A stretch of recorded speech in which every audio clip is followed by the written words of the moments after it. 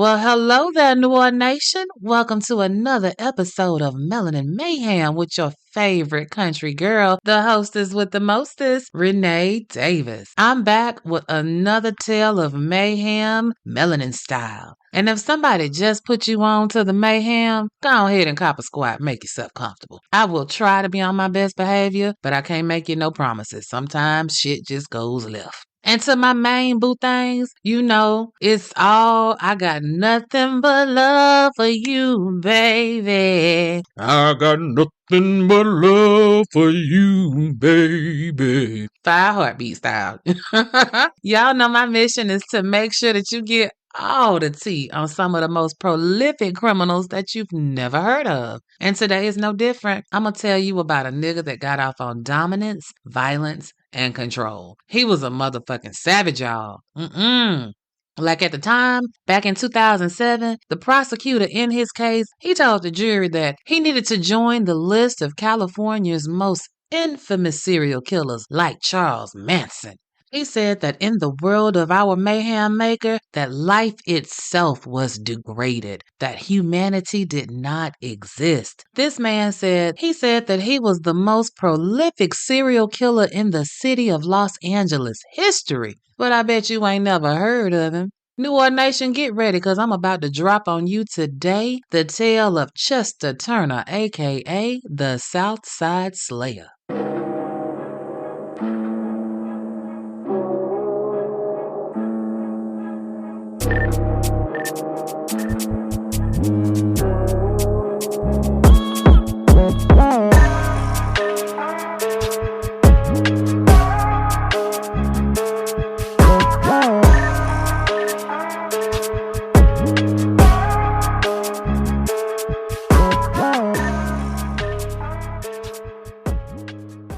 You know, as I get deeper into this criminalistic reporting, a couple of things are becoming crystal clear to me. These killers and these rapers, they're able to rack up a shitload of assaults and get away with it because they're hunting in places where crimes against people that are on the margins of society, it's not a big deal.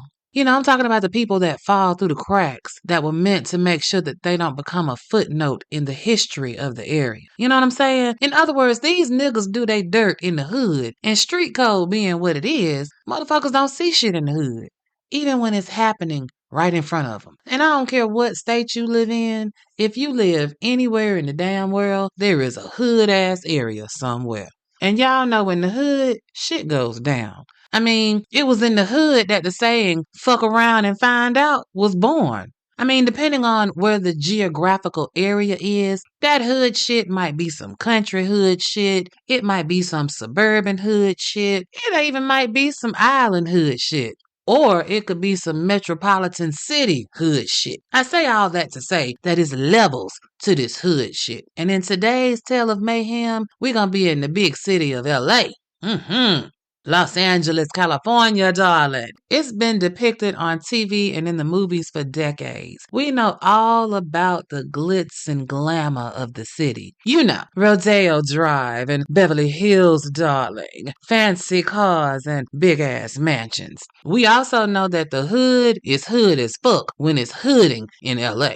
You know, the classics. Boys in the Hood, Menace to Society, Snowfall, Friday, South Central, Straight Outta Compton. I mean, the list goes on and on and on. The hood in LA ain't no joke. So the area where this shit went down for our story was known as Figueroa Street. And you can Google Figueroa Street and a whole gang of shit'll pop up about the crime that happens along this 3.5 mile strip of asphalt that they call the Figueroa Corridor. I'm talking human trafficking, shootouts, jacking, raping, beatdowns. That's a everyday, it's just Tuesday type of shit going down over there. You know what I'm saying? Like, historically speaking, Figueroa Street would be on the Mount Rushmore of criminalistic places.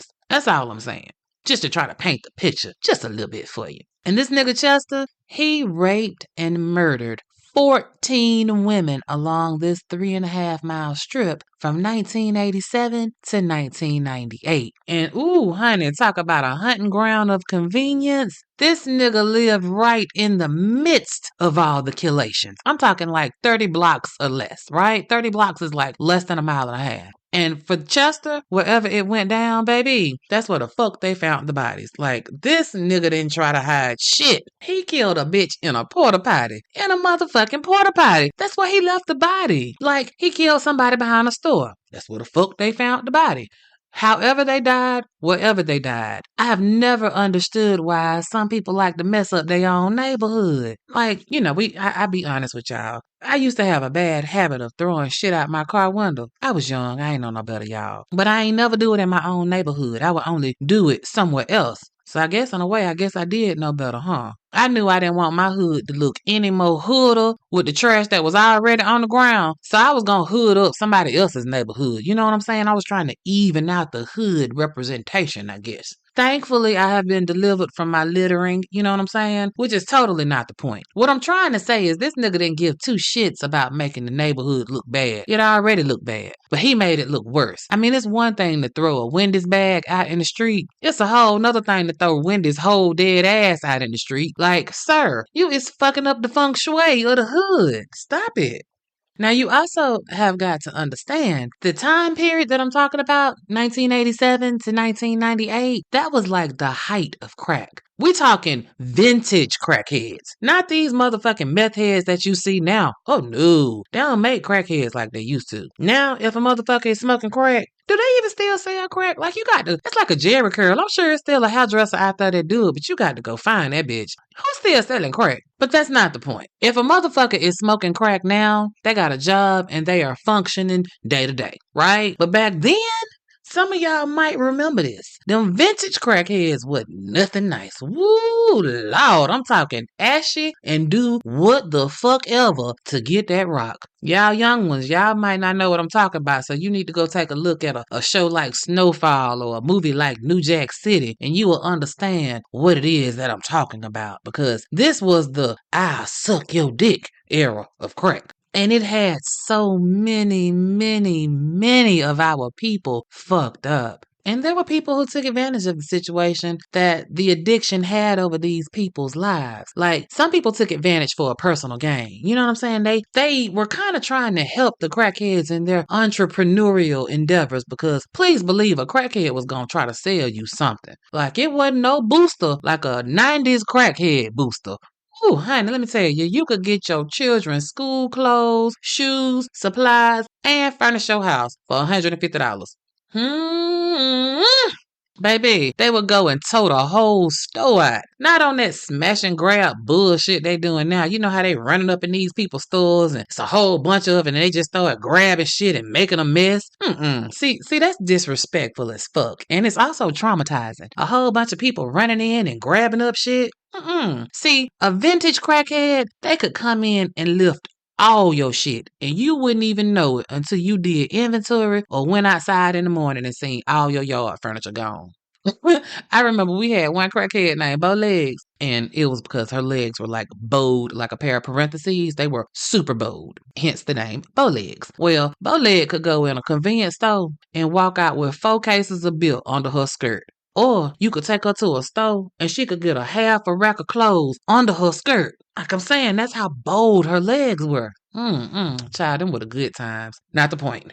The point is we took advantage of their addiction, but we weren't trying to hurt them. You know what I'm saying? But on the other hand, there were people that took advantage of their addiction, and it wasn't in a loving manner, but in a violent way. And our mayhem maker was one of the worst offenders that did that shit for a long ass time. And back then, they didn't treat the crack epidemic like they do the opioid epidemic. Oh no. Law enforcement didn't give a fuck about crackheads. Wasn't nobody concerned about their mental well-being and shit. And crimes against them, if they were reported, they didn't get no type of investigation. So you know what happened. The serial killers had a field day and they were able to get away with killing at will.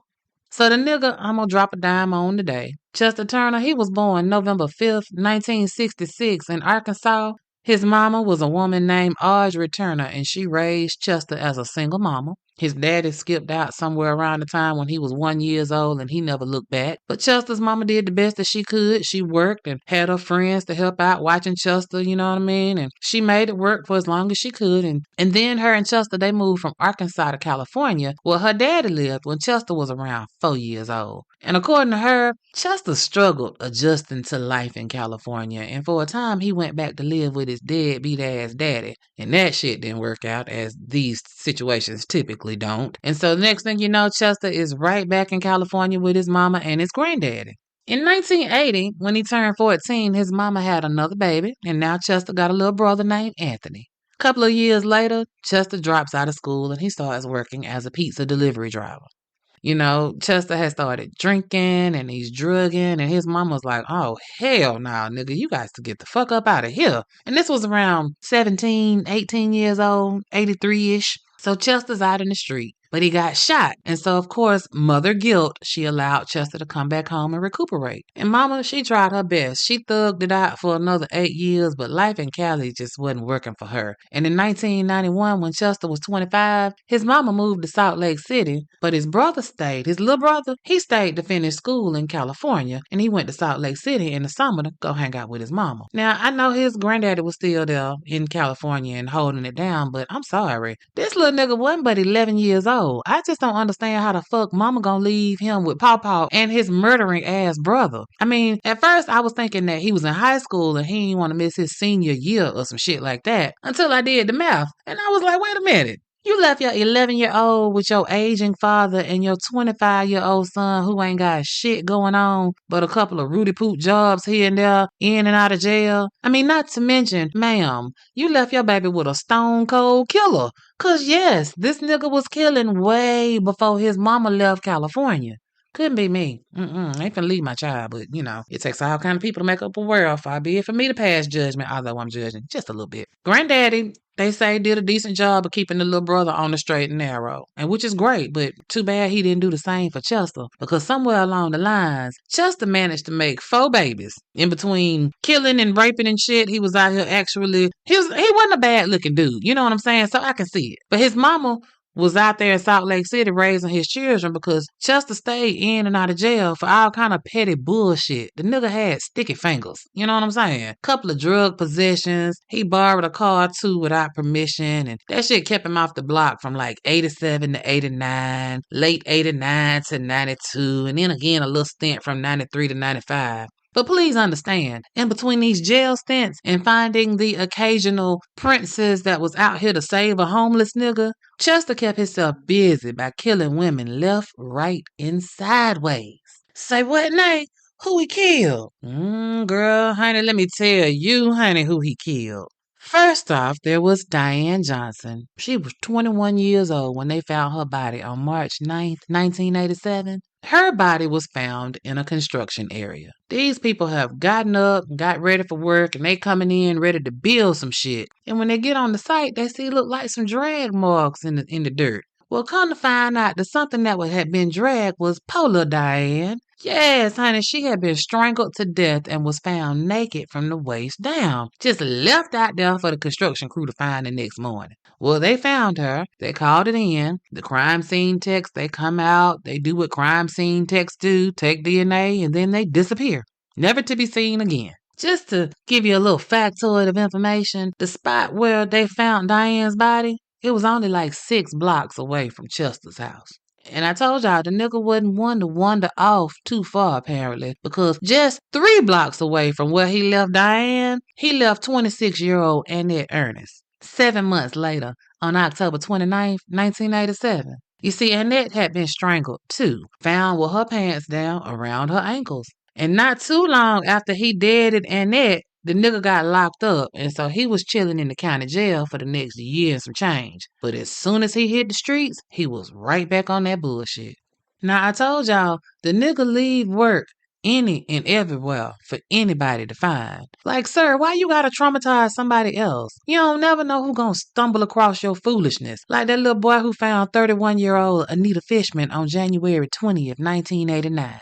Now, this little boy is just walking in an alley, just minding his little boy business, and he stumbles on Anita's body. And Anita wasn't fresh. I mean, she had been there for a little while and had started to decompose. So you have traumatized this child because he done seen a dead body. The dead woman's pants is down by her ankles and she decomposing. So ain't no telling what kind of state she in. So now he not only found the dead body, he done found the naked dead body, a naked decomposing dead body. Ooh, honey, I hope they got that little boy some counseling because he was going to be fucked up for a while. Come to find out, Anita been strangled too. And the spot where they found her was just 2 blocks from Chester's house. Here come the crime scene techs. They come in, they collect evidence, and they leave, never to be seen again. We don't live in a perfect world, and sometimes shit just goes down when it just shouldn't go down. Take, for instance, Regina Washington. She was 27 years old and about 7 months pregnant. How or if she knew Chester, we don't know. But what we do know is that on September 23rd, 1989, her body was found laying on a dirty mattress in a burnt-out garage. She still had her pants on, unlike them other girls, but they was unbuttoned and her shirt was pushed up. Regina was unalive by strangulation too, and her strangulation was kind of fucked up strangulation. Cause tell me why this girl got strangled with a cord that was attached to a wall. They described it as a black coaxial cable. It was wrapped around her throat but still attached to a wall. So in my mind, I can see the nigga grabbing the cable, wrapping it around her neck and just pulling her towards the wall. Now they say Regina put up a struggle, but she wasn't no match for this 6'2", 265-pound nigga. Her and her baby went to the upper room. Now, Regina had some of that booger sugar in her system, as all but one of Chester's victims did. And hopefully that helped. I'm just saying, I've said it before, if I gotta go by violence, I don't want to be sober. Oh no. Hopefully a little bit of that Mary J be in my system, or a cocktail or four, because God gonna have to understand. I'm sure he will. And if I'm being honest with y'all, because you know, y'all my peoples and we talk like this, in my mind, after you die, there should be somebody waiting on the other side with your libation of choice. They should be talking about, here you go. Go on, get yourself right. You done had a rough day. And you should be able to snort, smoke, shoot, or swallow whatever it is that you like to do when you wake up on the other side. I don't really think Jesus would mind. I really don't. And now that I really think about it, they probably got some good shit in heaven. Okay, that's not the point. Back to the story. The spot where they found Regina was 14 blocks from Chester's house. Less than a mile away, y'all. I mean, can you say backyard? Here come the crime scene techs. They collect the evidence, and then they run away, and you never hear from them again. Now, this nigga had a nice little break after Regina's murder before the next victim. You see, Chester's ass went on JK. You know, county jail vacation for the next 3 years. He got caught up with some other bullshit around the end of 89 and he was off the scene for a little bit. But bet your ass, Chester's story picks right back up in 1993, some 3 years and 7 months after Regina, fresh up out the county, and this nigga is ready to go upside a bitch head. Unfortunately, his next victim, Andrea Triplett, she wasn't but 2 blocks from her apartment when she was killed on April 2nd, 1993. She was 5 months pregnant and getting ready to be a mama when he cut her water off. She was found behind an abandoned house that was about 22 blocks from where Chester lived. And just like the women before her, she had been strangled and her panties weren't under her skirt no more. Now, Andrea was pregnant just like Regina was, but at 5 months in 1993, that baby wasn't considered viable, meaning that if it was delivered, the fetus couldn't live on its own outside of its mama's womb. So Chester wouldn't catch an infanticide charge for ending that baby's life before it could begin. But here come the crime scene techs. They are collecting their evidence, and off they go, never to be seen again. Now I told y'all, these women had an addiction. So when you hear about the places that their bodies are being found, it sounds kind of crazy, but if you're living on the margins of society, these are your local hangouts. Abandoned houses, burned out this, and trash filled that kinds of places. Places where you can go and hit your pipe or shoot up and ain't nobody gonna be looking at you funny, you know what I'm saying? So when I tell you that 29-year-old Desiree Jones, aka Tracy Wilson, depending on who was asking, she was found in a yard that was full of trash in front of a burned out, condemned house on May 16th, 1993. Same MO as the other women. Desiree was strangled and left right where the fuck her body fell, naked from the waist down.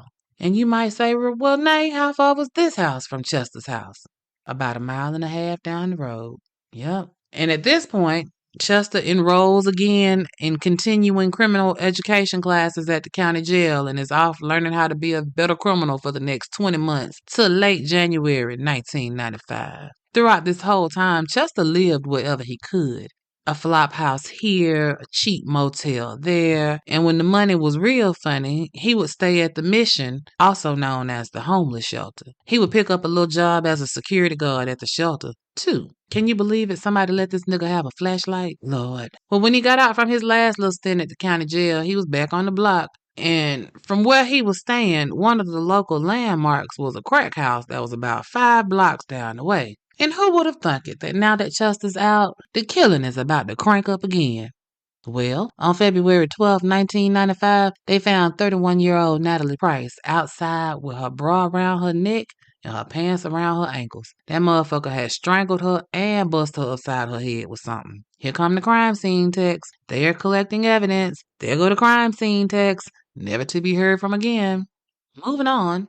October 1996, a chick named Carla was walking by herself late one night. Now you know that is not the move at this time, cause shit going down, Carla. Well, a man jump out at Carla and he grab her by the arm and grab her by the pussy. Side note, ain't that what Trump ass said he was doing?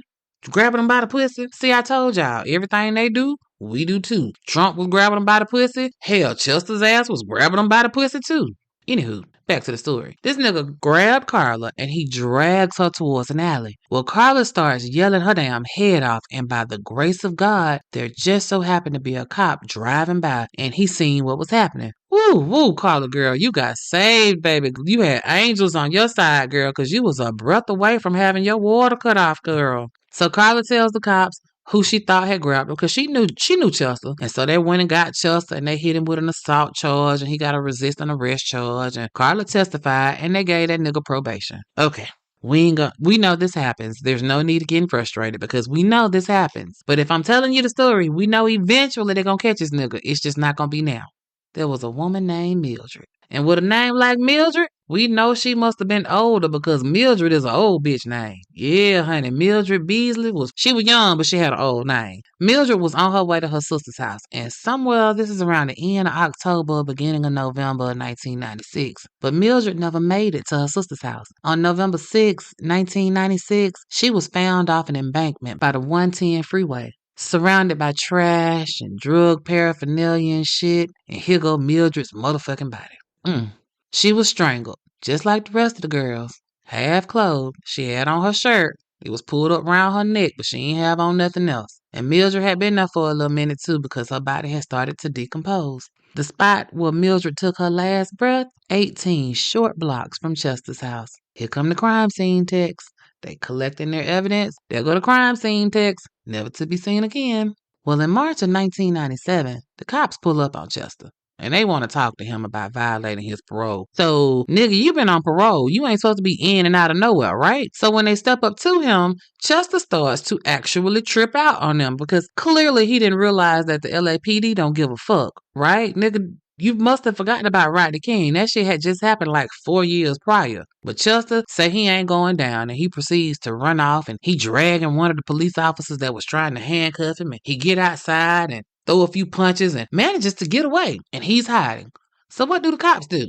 They call in that dog. And of course, the K9 officer found that nigga hiding in a pile of wood, of all things. But Chester still had smoke. He want to fight with the K9 officer. He picked up a piece of fiberglass and hit these people's dog with it. Now, you know you can't hit no K9 officer, Chester. The dog got aggression too. Man, they say that dog bit the shit out of Chester. And then them officers, oh, they weren't through with him. Oh, you gonna run and drag and fight us? Y'all tell me why they hit him with 6 motherfucking rounds of beanbag shotgun shots. Like, if you don't know what I'm talking about, check out the movie Kill Bill, because Uma Thurman got hit with beanbags too. But basically, it's a shotgun, but instead of shells, it has beanbags in it. It still fly out that shotgun just like a bullet coming at you. It still hit you like a bullet just hit you. It just don't penetrate the skin. But that shit looked like it hurt just as bad as if that bullet had penetrated. I'm just saying. I ain't never been shot with nothing, but like I said, I saw it on Kill Bill, and it looked like it hurt just as bad as a bullet. All of that went down, and he gets a slap on the wrist for resisting arrest. Ugh. We've seen this before where our perpetrator gets locked up for petty shit, but never for the big shit that they really need to get arrested for. But it's coming. Just hold tight. I promise you it's coming. After Mildred was sent to meet her maker and the cops squaring up on him, Chester decided to move from the area that he was staying. It was too close. It was too much going on over there. So he moves to an area that you may have heard of in LA called Skid Row. The nigga took up residence at the Regal Hotel in 1998. Now, the name sounds like it was some good shit. The Regal Hotel. But trust, it was and is the Roach Motel. Oh, yeah. I said and is because the motherfucker is still open and operational today. You can look it up on the internet. It is listed as a 1-star motel with prices from about $94 a night. And it's probably cheap about an hour, if you know what I'm saying. Yeah, I'm a snob. And it looks like it has bed bugs that greet you at the door and get you all checked in. And instead of chocolates, they leave syphilis on your pillow at night. You know what I'm saying? It looked like the kind of place that you go in and you come out with hepatitis. I'm just saying it looks like no. Knock it down, let's start over. But this was Chester's new digs.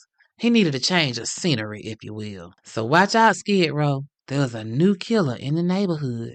38-year-old Paula Vance found that shit out the hard way. See, Paula was homeless and she suffered from mental illness. She was on the streets, but she was maintaining, right? She was maintaining, that is, until she ran up on Chester's ass and met the same fate as the previous 8 women. There was one difference, though, about Paula's rape and strangulation that made it stand out from the other rape chokeouts. The difference is that Paula's rape and murder was caught on tape. Not just one camera, but 5 cameras recorded some part of her assault and killing. Now, don't get excited because this is still the 90s and the quality of the recording was trash. The camera moved back and forth, and so the images were black and white and grainy, and they couldn't make out the face of the motherfucker that was doing the assault. Sure, it's the 90s and cameras were a thing, but you had to spend a pretty penny for the good shit. And most people just weren't willing to pay that. We're talking about an area off of Skid Row. They weren't trying to have state of the art, top of the line, nothing, right? Well, on February 3rd, 1998, 5 motherfucking cameras caught Paula going into an alley with a man. Then all you see is the man grab her around the neck and throw her on the ground and proceed to rape her for the next 18 motherfucking minutes. Now, the first 9 minutes, you can see Paula putting up a struggle. But right around the 9-minute mark, you see Paula's right arm just go slack. And she don't move no more after that. And don't you know that this stinking ass, diabolical ass, nasty ass motherfucker continues to rape her for another 9 minutes? The bitch was dead. And he is still defiling her. Like, it ain't a place in hell that's hot enough or deep enough for a sadistic motherfucker like that. You see this nigga get up and leave Paula's body right there. And the next morning, when the security guards show up for work, that's where they found Paula, in the same place. And Chester, he just lived 14 blocks from where Paula was found. So here come the crime scene techs. They're collecting the evidence. There go the crime scene techs. Never to be seen again. You know, Paula's death is tragic because it was caught on tape and the video couldn't be tied to a specific person. It could only kind of specifically say what was done to Paula because, again, the quality of the tape was trash. The other reason that Paula's death is tragic is because she endured that rape and that murder stone cold sober. Paula didn't have no drugs, no alcohol in her system. I truly hope it was happy hour when she got to the pearly gates and they hooked her sister up with a cocktail or something. Y'all know how I feel. And speaking of tragedy, there is the tragic tale of 37-year-old Brenda Bryce. Now, nobody wants to be killed. Full stop. But if there must be a killation, can we do it quick? And can we do it somewhere decent? Like, I know victims don't get a say-so as to where it is that they join the ancestors, but for me, in Brenda's case, it was particularly disgusting to me, the manner and the place in which she met her maker. Y'all, on April 6, 1998, a motherfucker went to go into a porta potty. And I don't know whether they were going in to use the bathroom or to go in and do some dope or whatever, but either way, When they opened that door, they had the surprise of their lives when they opened that door and saw Brenda slumped with her head on that nasty ass toilet and her pants down around her ankles, deader than a motherfucker. She had a cord wrapped around her neck and it was looped through her bra. In a porta potty. Porta potty, y'all. That's one of the nastiest places on earth. Like, people do all kinds of unspeakable things in a porta potty. And it's so small. How the fuck both? I can't. It's guaranteed to be piss and shit everywhere. And that's where she died. Now, her body showed signs that she put up a fight, but she wasn't no match for Chester's big ass. And when he was done, do you know he did not have far to go at all? Oh no. This nigga lived 50 yards away. Like, the porta potty was in the parking lot of the goddamn hotel where he stayed. And ain't nobody seen shit. Hood shit. Well, they called the police and here come the authorities. They go to crime scene text. They collected evidence. They go to crime scene text. Never to be seen again. Okay, New World Nation. At this time, Chester has offed 10 bitches and counting. 10 women have been taken off the street. 10 women have been the victim of a vicious crime. 10 women should have had DNA collected, right? Because I keep telling y'all, here come the crime scene text. They go to crime scene text. But was their DNA put in the system? That would be a big ass hell to the no. Because at this point, the killing has been going on for 11 years, and this nigga wasn't no closer to getting caught than he was when he first started. There just seems to be no end date to stop the killing of the drug addicted women of LA. Now, here's the part that's hard to swallow. Like, how the fuck did this nigga not get popped for some kind of violent crime after all these years, after all these tears, after all these kills? I just don't understand it. The nigga was mostly homeless, and at some point in time, this nigga had to have popped out on somebody, right? Something should have been, he should have done something that would have gotten his DNA in the system, but he didn't. How did this nigga stay so far under the radar? I don't know if it was so much as him staying under the radar as it was the radar was just broke. Hood code. Don't nobody see shit. And crack took our communities by storm. I don't think nobody was prepared for how to handle it correctly, humanely. I mean, back then, once you were a crackhead, you basically ceased being a person. Everybody wrote you off. Everybody disrespected you. There was a whole lot of they got what they deserve type of mentality. It was like they were falling through the cracks and nobody was trying to fix the cracks. They were just leaving the cracks there for other marginal people to fall in. The 80s and 90s during the crack epidemic, it was a lot of melanated people that lost their lives because of that damn rock. And some of them deaths, they were just inconsequential to society at large. The killers had free prey to hunt, and the authorities sometimes outright just declined to investigate. So I don't think that Chester was lucky or particularly cunning. I just think the nigga didn't get caught because nobody gave a fuck about his victims. The evidence that was collected never got tested. Because think about it, the last murders up until this point, according to the reports, were Paula and Brenda's in 1998. And it will be 5 long ass years later when the DNA collected from those women would be tested. So what made them test the DNA, Nay? I'll tell you what made them test it. That nigga let somebody live. Check this shit out.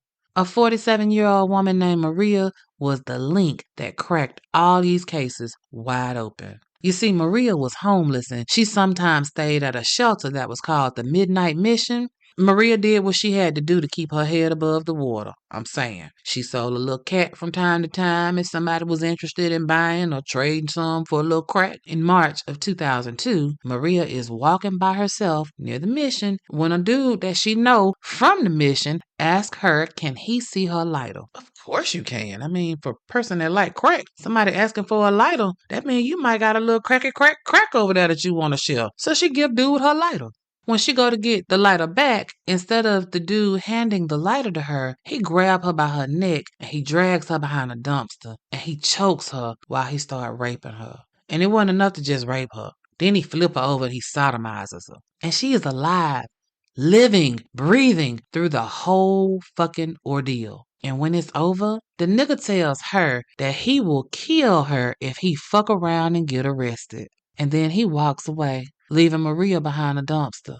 I think it's telling that he didn't say if you tell somebody, I'll kill you. He said that if he got arrested, he would kill her. But see, he knew that as a crackhead, if she went and told somebody, they probably wouldn't believe her. But on the off chance they did, and they came back for his ass, he was gonna come back for her. That's a mess right there. Well, Maria might have been homeless and cracked out, but she also understood the assignment. She knew that she needed to go to the authorities, and just maybe she could get somebody to believe her and do something about what had just happened. So Maria get up off that ground and head to the police station. But at the police station, they treat her like a 90s crackhead and leave her on red. Maria sits in that police station for hours, just waiting on somebody to talk to her. And they don't. So she eventually leaves. And the next day, she's back at the mission, and she tells them, the people who work at the mission, she was assaulted right outside by the goddamn security guard. The midnight mission employees, they call the cops. And now we got some traction going because a member of society in good standing has summoned the police. And they are reporting that one of their employees has assaulted someone. You see, that worked better than a crackhead saying that someone had viciously choked and fucked them against their will. The police got right on their investigatorial shit. They came out, took statements, and they started doing the work that they should have did yesterday. They grab up Maria and take her to the hospital and do a rape kit. Maria told them that it was Chester, the security guard, that did it. So they go snatch Chester's ass up. They found him right on at the midnight mission, hiding in the showers. Ain't no need you trying to hide now, nigga. It's time to face the motherfucking music now. Now that he has finally done a crime that is both violent and sexual in nature, there will finally be a cheek swab for this diabolical nigga.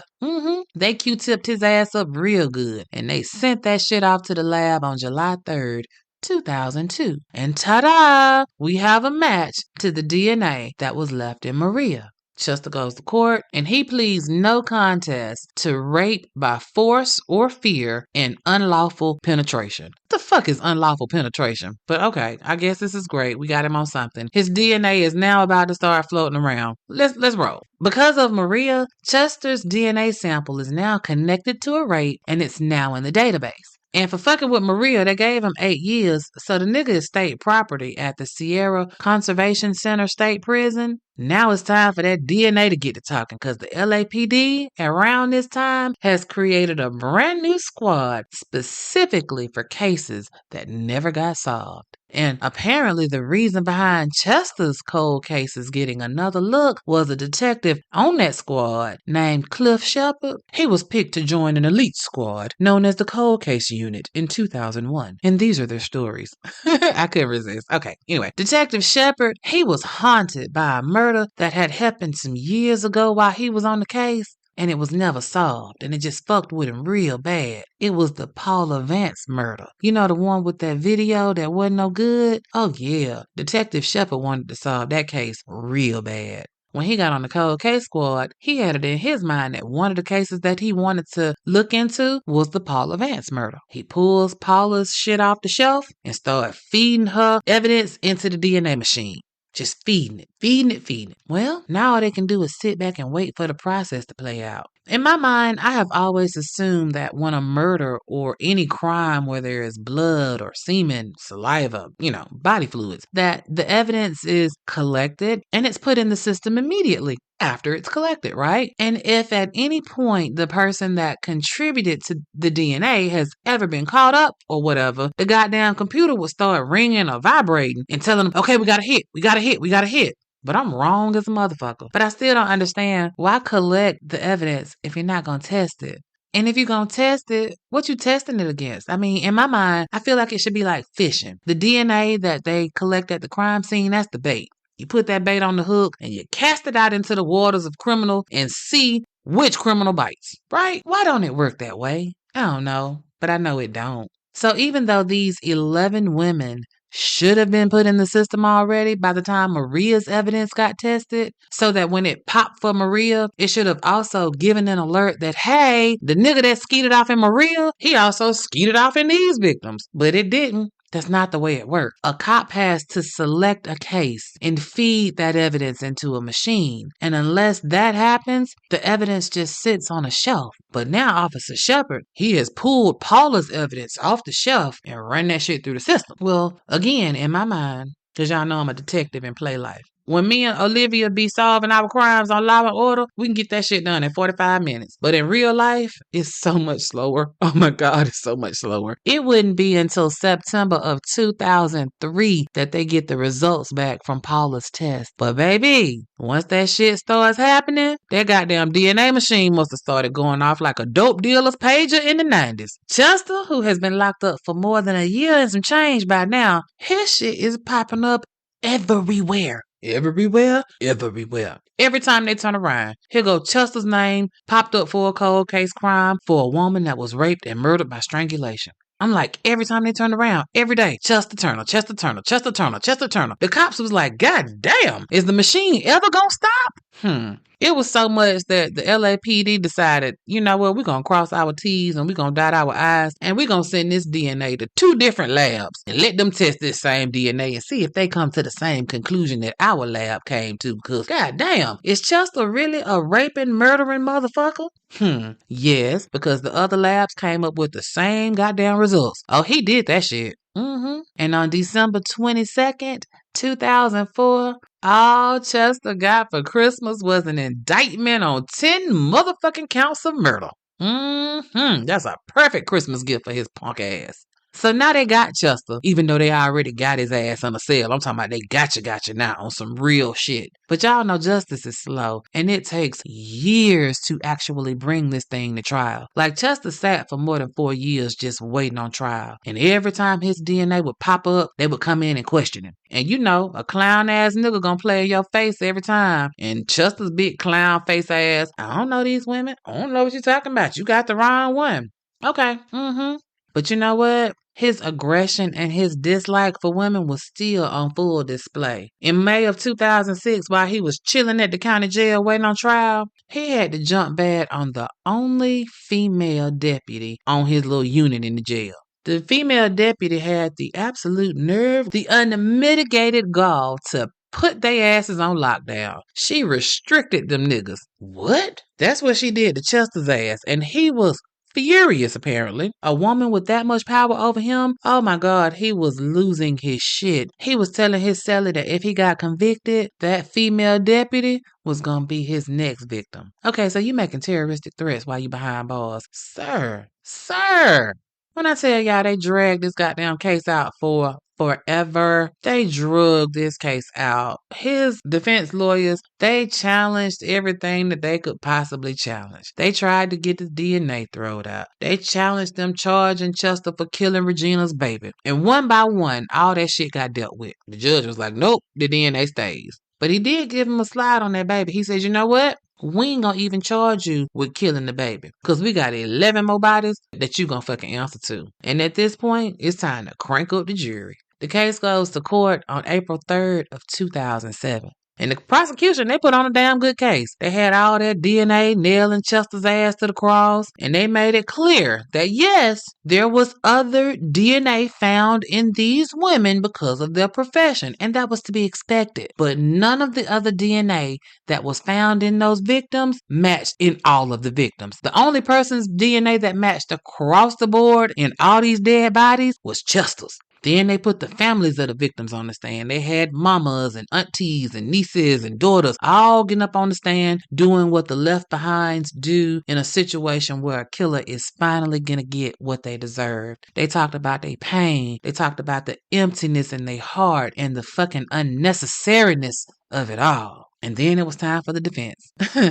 I don't know. I'm a little twisted myself, but I find that these defense strategies can, if you're not a victim or related to a victim, they're thoroughly entertaining. And Chester's was no less entertaining. This nigga's defense was, yeah, he had sex with all them women. But after he had sex with them women, coincidentally, they all ended up unalived by somebody else that wasn't Chester.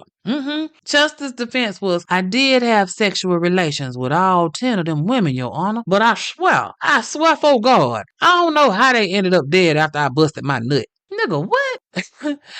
His defense team said that if you really think about it, all 10 of them women, they really weren't killed the same way. Not really, if you really think about it. Like, yeah, all 10 of them were strangled, but 2 of them were strangled with something. So can you really call it a pattern? And yeah, he was shooting up the club, but they were sex workers. Why you gotta call it rape? You see, wasn't nobody around, and Chester said everybody was consenting to the shit. Chester said that he was the dope man.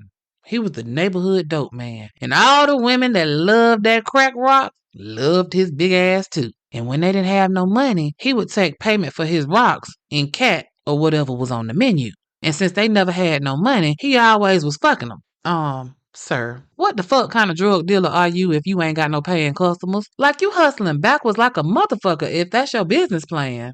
I'm just saying, there are better marketing strategies than broke prostitutes, but whatever. Chester said after he got off, somebody else came and cut their water off. It was not him. And then his fucking defense attorney told the jury, y'all just gotta be tough enough and intelligent enough to look at the evidence and not make no assumptions. Do not believe what your eyes see. Do not believe what your ears hear. Believe us. Believe our unbelievable story. Because I promise you that's what happened. Like, I wish I was lying to y'all, but I'm not. Like, that's literally the best that they could come up with. I swear these goddamn public defenders, they were like, shit, they don't pay me enough. It's above me now, nigga. We gonna go with this and hope for the best.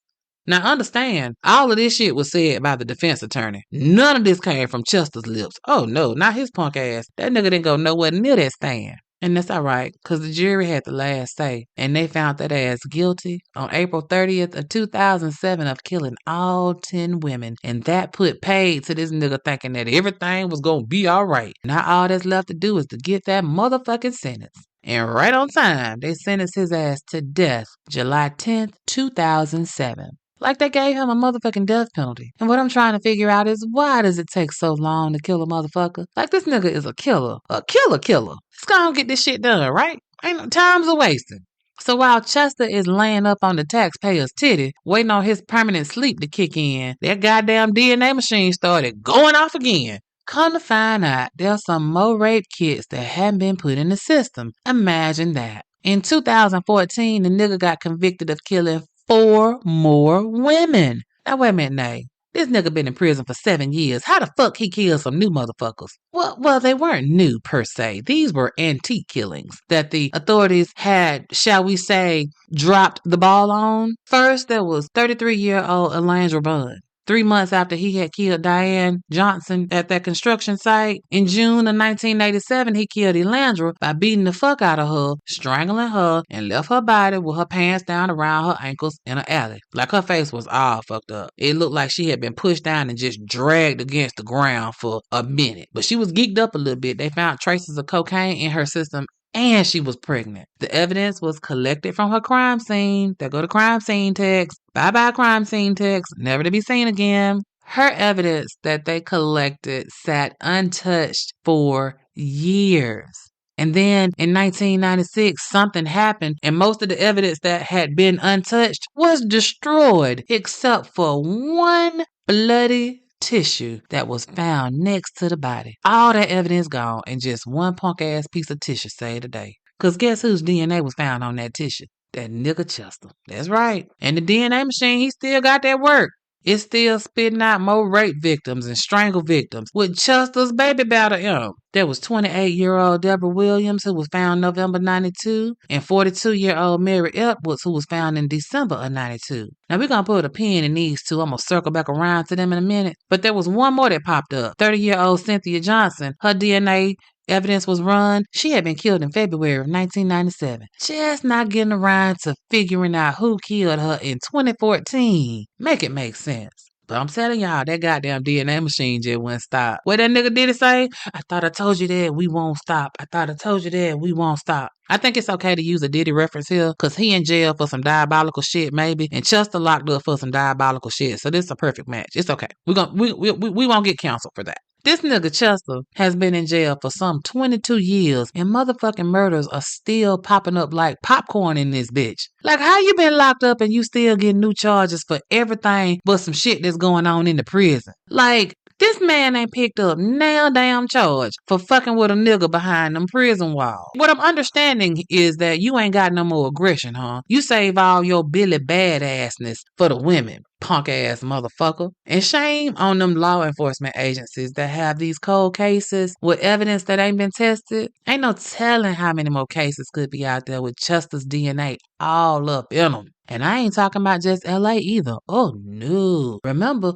Chester bebopped around a little bit. That nigga didn't limit his violence just to Cali. And his DNA is still making appearances. Tell me why he was charged June 14th, 2024 with killing a woman in Utah named Atisha Camp. Poor Atisha and the 3 children that found her dead body with a scarf wrapped around her neck behind a stove September 24th, 1998. Atisha had been raped and strangled 26 years ago. The Salt Lake City District Attorney is just now filing charges 4 months ago.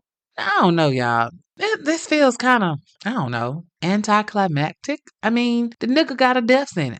How you gonna top that? You can't kill him twice. Although, since Cali on that bullshit and ain't trying to put the nigga to sleep no more, maybe Utah can convict him, snatch him up out of Cali, Debo style, then go ahead and put that ass down. How did they figure out Chester had something to do with this shit? I'ma tell you how.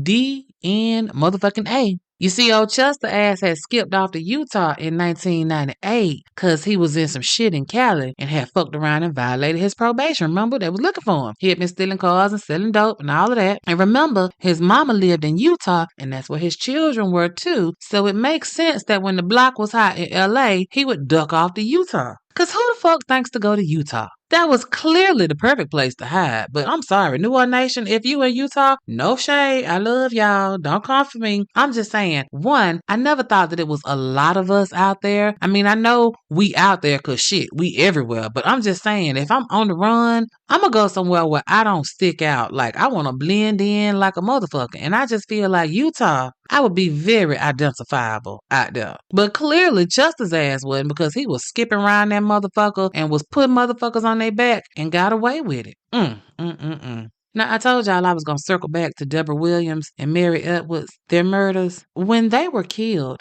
someone else was convicted and sentenced for their murders. Oh, yes. There was a nigga that was tried and convicted for some shit he didn't do. And had it not been for the DNA and honest police, that nigga would still be hid off in the prison system today, forgotten forever for crimes he didn't commit. And that shit is a travesty too. I keep telling y'all they discount and stereotype melanated people at every turn. We ain't smart enough, we ain't cunning enough, and then when they want to pin some shit on us, they'll go and pick the least likely to pull some shit off and just pin a crime on them. You see, the dude that they convicted of killing those 2 women, they said he was a cunning serial killer, a criminal mastermind who should pay for his diabolical crimes. That man, David Allen Jones, they gave him 30 to life for crimes he didn't commit. That man spent 11 years in prison until someone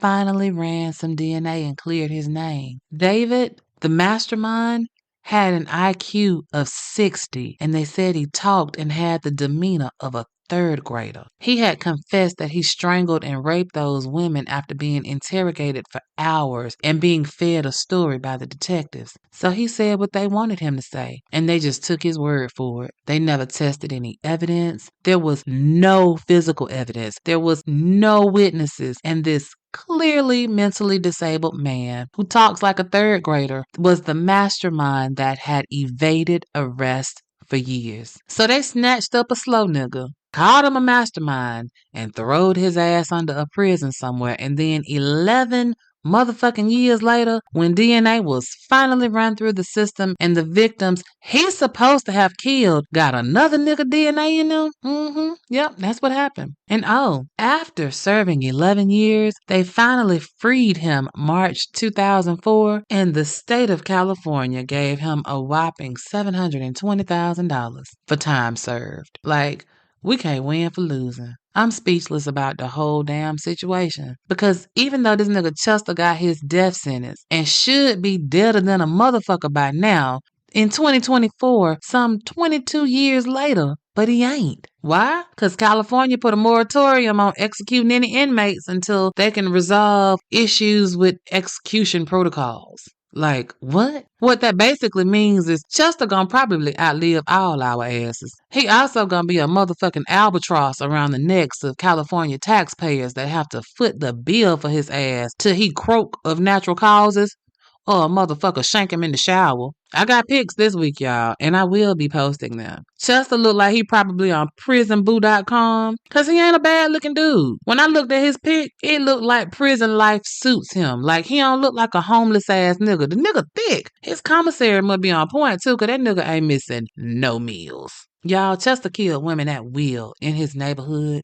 His victims died within 2 miles or less from where he lived at any time. This dude was out here killing as part of his daily hood routine. And that ain't even the most fucked up part. He was hood. And hood, no hood, right? These women's deaths were talked about in the street. They had funerals and shit. And in some next level fuckery, this diabolical ass nigga would even go to the repast of these women. He would go and break bread in their homes, knowing full well that he was the one that had sent them to the boneyard. Ain't that some shit? A motherfucker will kill you and then come to the sitting up and sign their name in the guest book. These motherfuckers will fix a plate with a big piece of chicken and sit in your mama face talking about she was a good person. That's some old nasty work right there.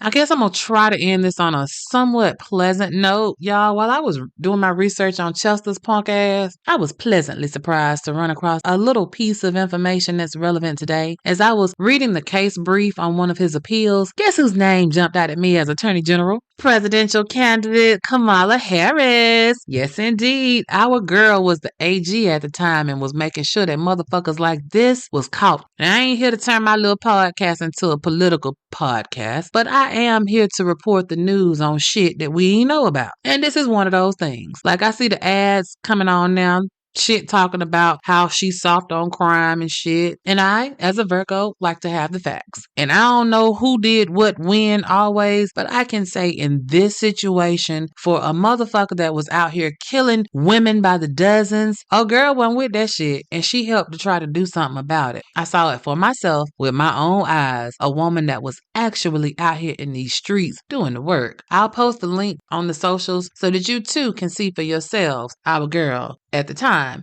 AG Kamala Harris. That way, if you still got some questions or whatever about the election, do with it what you will. Something else did come out of this foolishness. They used Chester's case in 2004 to bring about Proposition 69. And no, I'm not talking about a sexual thing. It was an initiative that the California government got passed to create a DNA database. Our girl Kamala, I told you she was out there doing the work. Somebody understood that we needed a repository to store DNA and help find the bad guys. Now, if only all the collected specimens were tested and put in that database, we might be able to find all these motherfuckers that's out here killing and getting away with the shit for years.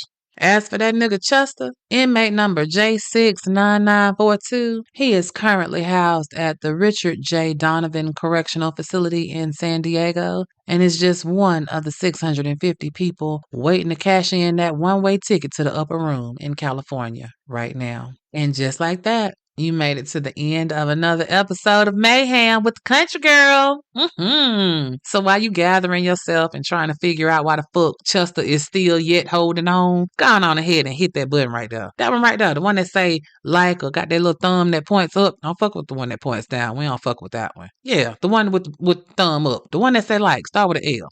That one. Yeah, and there you might also see a button right there that says share. I dare you to try it out. I dare you to see what that button do. Go ahead and share me. There is someone in your circle that could benefit from a little mayhem in their lives. And let me tell you something. This is the only time in life Well, I'm cool with being a pass around. So go ahead, honey. Be free with your love, honey. Share the country girl. Y'all know I'm on the socials too, so if you feeling froggy, go ahead and jump over there and holler at your girl. Facebook, X, Insta, and YouTube. You can find me and all my shenanigans. And speaking of the socials, I gotta tell y'all, I am loving the love. I am seeing all the comments and the shares, and I hear y'all. I see y'all talking about Melanin Mayhem in various discussion groups. Your girl appreciate the love, honey. This true crime genre, and more specifically, the Black true crime genre, needs all your love and support. There are some great pods out here, and there is enough room for